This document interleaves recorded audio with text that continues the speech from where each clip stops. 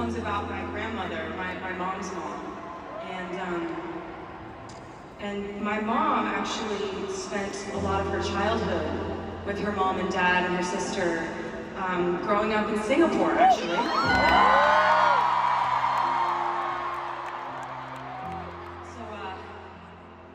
You know, a lot of the time when we would come here on tour, my mom would take me and drive me past her old house and where she used to go to school. And so I've been hearing about Singapore my whole life. And so to get to come here and play a show this big with so many beautiful, generous people who are just, you know, essentially honoring my family with what you just did with that song. It means the world. I already love you. We're gonna have a blast tonight.